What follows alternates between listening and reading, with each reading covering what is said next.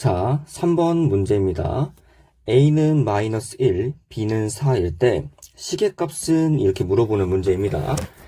자, 이 문제를 풀 때는 일단 첫 번째, 좀 기억해 줬으면 하는 게 있는데, 첫 번째는요, 바로 식을 먼저 정리하는 겁니다. 식을 정리하는 거. 식 정리 없이 그냥 먼저 숫자부터 대입하려는 학생들이 있는데, 그렇게 하면은 값이 커지거나 복잡해져서 문제 풀기가 어려워질 수가 있습니다.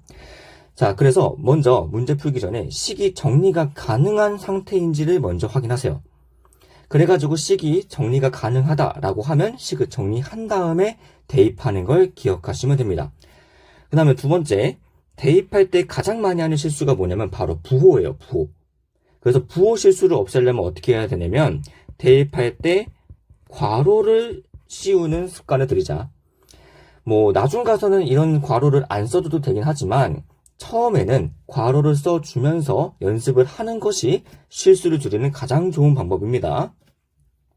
자, 그럼 한번 풀어볼게요. 풀어볼 텐데 일단은 첫 번째, 지금 상황에서 문제를 보면요, a, b 분의 a 제곱 마이너스 b 제곱이기 때문에 단순히만 봤을 때는 약분이 안 돼요. 그쵸? 그 식이 정리가 안 되기 때문에 일단 대입을 한번 해보는 방향으로 해볼게요. 자, 대입을 해보겠다라고 하면은 요 아래로 한번 가보겠습니다. 자, 그러면 일단 a 자리에 요거, 여기 있는 지금 요 a, b가요, a 곱하기 b인 거는 다들 알고 있죠? 자, 대입을 해보면 괄호합니다. 마이너스 1 곱하기 괄호 4 분의 마이너스 1의 제곱 빼기 괄호 한 다음에 4의 제곱, 이렇게 천천히 해보는 겁니다. 자, 그럼 분모 계산해주면 마이너스 1 곱하기 4입니다. 자, 항상 곱셈 나눗셈 할 때는 부호를 먼저 적는 습관을 들이세요. 부호를. 마이너스랑 플러스 곱하고 있으니까 당연히 부호는 뭐가 나오겠어요? 그렇죠, 마이너스가 나오겠죠. 그래서 얘는 마이너스 4가 될 겁니다. 자, 그 다음에 지금 제곱을 하고 있잖아요. 그쵸? 지수가 지금 짝수일 때는 괄호 안에 있는 마이너스가 뭐로 바뀐다? 그렇지, 플러스로 바뀐다, 이겁니다. 자, 계산해주면요, 그러면 1 빼기 16 이렇게 될 겁니다. 됐죠? 자, 1에서 16을 빼니까 마이너스 15가 되겠죠. 그죠? 자, 그럼 보세요. 마이너스 분의 마이너스니까 플러스가 돼서 답은 4분의 15 이렇게 될 겁니다. 그죠? 답은 4번이라고 쉽게 나올 텐데, 자, 보세요. 이거를 그냥 이렇게 정리가 안 되는구나 해가지고 바로 대입할 수도 있는데, 어떻게 쓰면 풀 수 있을 것 같냐면, 자, 보세요. 두 번째 방법 한번 해볼게요. 어떻게도 해볼 수 있을 것 같냐면, 우리 하트 모양 혹시 기억합니까? 하트 모양. 하트 모양이 뭐냐면 요렇게 돼 있으면요, 이렇게 됐으면 우리가 요거를 이렇게 묶어주고 이렇게 묶어주는 거, 이 모양이 하트 같다라고 해서 하트 모양이라고 쌤들이 불렀거든요.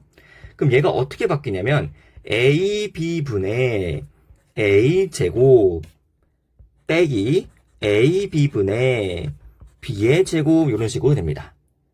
그죠? 자, 그럼 쌤 이러면 뭐가 바뀌는데요? 라고 할 수 있는데, 지금 이 상황에서 봐봐요. 그럼 여기에 있는 지금 A랑 여기에 있는 A 때문에 서로 약분이 돼요.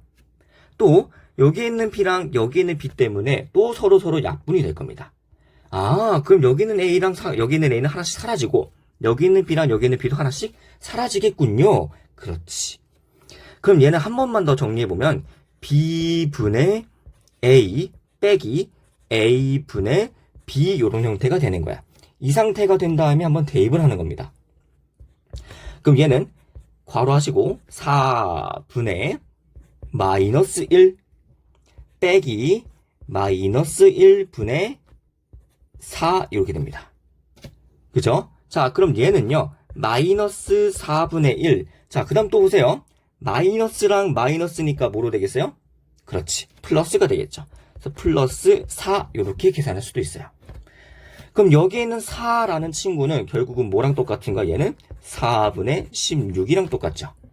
그렇지. 그렇기 때문에 계산해주면 얘도 4분의 15다라는 식을 똑같은 식의 답을 우리가 얻을 수가 있게 되는 거죠. 그죠?